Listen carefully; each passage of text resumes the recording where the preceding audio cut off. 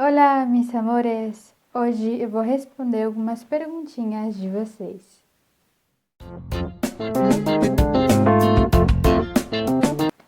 A primeira pergunta é: todos os países pronunciam o som do V como B? A letrinha V, né? Como se ela fosse B? Bom, eu não tenho experiência com todos os países, mas eu acredito que sim, na maioria deles se use o V com som de B, ok? O que eu sugiro para você, que é mais seguro você falar, é falar o V, perdão, com som de B mesmo, ok? Esse é o mais seguro, é que a maioria dos países utilizam, então eu recomendo para você falar o som do V com som de B, ok? A segunda pergunta é: como é que se fala que aquela pessoa está com ciúmes? Aquela persona está com celos. Bom, se você queria saber como que se falava ciúmes em espanhol a gente fala celos. Aquela persona está com celos, ok? Celos é ciúme. A terceira perguntinha é: como se pede o apelido da pessoa sem que seja o sobrenome? Ok? Como é que a gente pede o apelido da pessoa? Por exemplo, meu apelido é Duda. Como é que eu poderia perguntar para outra pessoa qual que era o apelido dela? Bom, em espanhol a gente tem duas palavrinhas que a gente pode utilizar para apelido, ok? Sem ser sobrenome, que é apodo ou sobrenome. Por exemplo, qual é tu apodo? Qual é tu apodo? Ou seja, qual que é o teu sobrenome? Não, qual que é o teu apelido, perdão. Qual que é o teu apelido? Então, apodo é apelido, ok? Quarta perguntinha é: qual que é a diferença entre falar que eu gosto de uma pessoa como amigo ou falar que eu gosto dela romanticamente? Bom, se a sua dúvida é em relação ao verbo gostar, o que vai definir mesmo o que você está querendo dizer é o contexto. É o que está acontecendo ali, o que aconteceu ali antes, é o contexto de toda a situação, porque a palavra gostar não tem essa diferença, não tem como você tornar a palavra gostar, não, eu falo assim para quando eu gosto da pessoa romanticamente, ou eu falo assim para quando a pessoa é minha amiga só. Com o verbo gostar não dá, entende? O verbo gostar significa gostar, e o que vai definir se você está falando com sentido romântico ou se você está falando com sentido de amizade vai ser o contexto, assim como no português. Eu posso pegar e chegar no meu crush, por exemplo, e falar: eu gosto de você. E dependendo do contexto, ele pode entender como amizade ou ele pode entender como: essa pessoa está querendo alguma coisa a mais comigo. Então, assim como no português, tá? No espanhol, a palavra gostar pode ter esses dois lados e o que vai definir é o contexto. Se você vê que o contexto não está estranho, se você vê que não vai ficar meio estranho você falar o me gustas, você pode utilizar o me gustas, ok?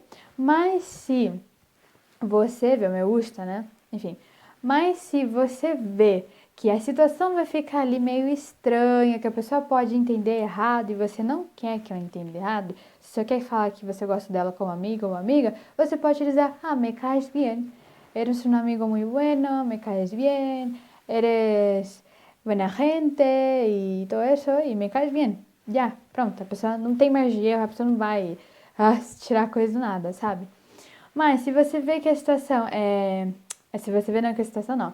Se você quer realmente falar para a pessoa que você gosta dela no sentido romântico, em um sentido romântico, você pode falar: eu estou enamorado por ti, quero estar contigo, não quero ser solo tu amigo. Enfim, tem várias outras formas que você pode falar que você gosta da pessoa romanticamente, tá? Então, cuidado, que vai definir o contexto. Se você quer falar que a pessoa é gente boa, que você gosta dela como amigo, me caes bien. Se você quer falar que você gosta dela no sentido romântico, estou enamorado por ti, não quero ser só teu amigo, quero ser teu novio, etc. A quinta pergunta é: qual que é a diferença entre me, mi, mio e minha? Vamos começar pelo me. O me é um pronome de complemento direto ou indireto. Isso eu vou explicar melhor em outra aula, tudo bem? Pode ficar tranquilo que eu vou explicar isso aqui direitinho em outra aula. Por exemplo, me compraram um regalo, ou seja, me compraram um presente.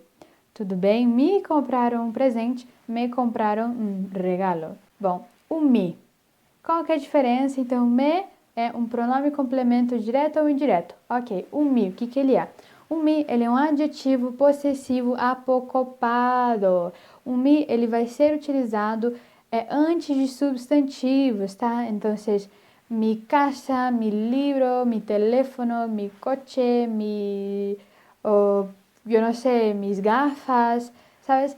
Ele vai ser utilizado antes de um substantivo e ele significa meu ou minha, tudo bem? Lembrando que os adjetivos apocopados não variam em gênero, tudo bem? Então, o me pode significar meu e minha, ok? Ele vai ser utilizado antes de substantivos, ok? Se você ficar com muita dúvida, assim, você pode ir lá no meu Instagram, tá? Que eu postei um vídeo lá no meu Instagram só falando sobre os adjetivos possessivos, tanto os plenos quanto os apocopados. Tudo bem?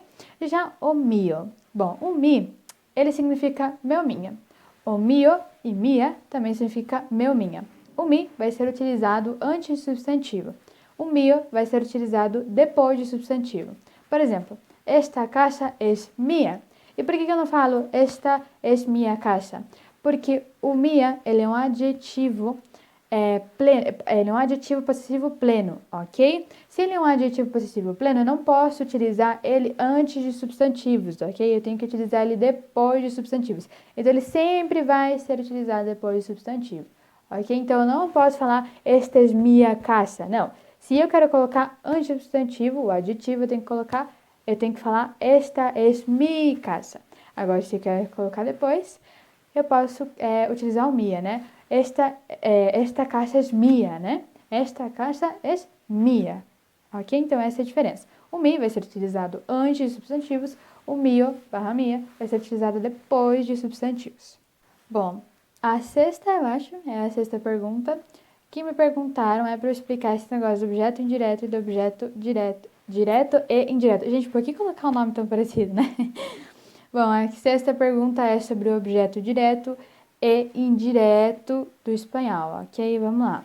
O objeto direto ou indireto corresponde, em espanhol, aos pronomes complementos direto ou indireto, ok? Como o próprio nome fala, esses pronomes complementam um verbo, adjetivo e um substantivo, tudo bem? Pode ficar tranquila que eu vou postar só uma aula sobre isso, tudo bem? Só uma aula sobre esses pronomes complemento direto e indireto, ok? Eu vou explicar melhor nessa outra aula, porque realmente é um assunto muito longo, não dá para explicar aqui tudo para você, tudinho para você. Então, eu vou deixar esse tema para outro vídeo, ok? Mas pode ficar tranquila que eu vou postar sim esse vídeo, tá? Bom, eles complementam um substantivo, um verbo e um adjetivo, tudo bem? Ok, mas eu quero te dar uma dica aqui hoje. Em vez de eu explicar tudo isso aqui, como é que vai ser, que eu vou explicar em outra aula, eu quero te dar uma dica, tudo bem? Como que você aprende isso aqui? Estudar a gramática, ela é importante, claro, é super importante, e eu recomendo que quando você vai assistir meu vídeo, você anote tudo, você revise, sempre esteja lendo aquilo, tá? Eu recomendo isso pra você, só que é o seguinte, a gramática, ela serve para explicar muitas coisas. É para explicar, basicamente, por que aquilo acontece, tá? Para falar o que é o correto na língua. Mas, como que você vai fixar os usos disso? Como é que você vai fixar na tua cabeça? Como é que você tem que usar aquilo? Ó, presta atenção.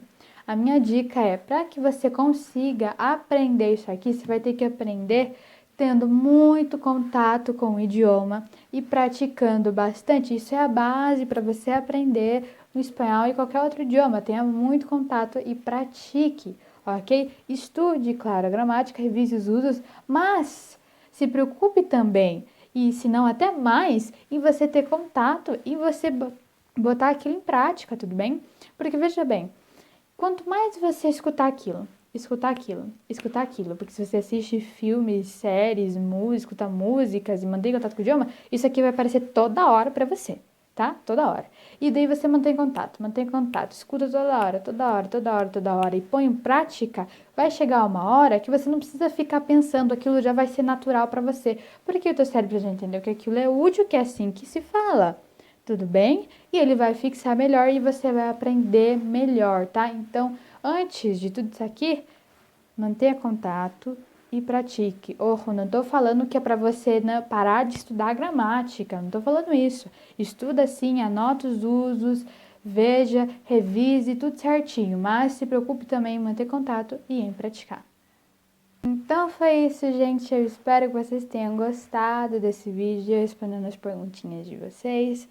Qualquer coisa, qualquer dúvida, escreve aqui nos comentários, manda um direct no Instagram, no Instagram, no Instagram, me fala aí o que você achou desse vídeo, se você gostou ou não.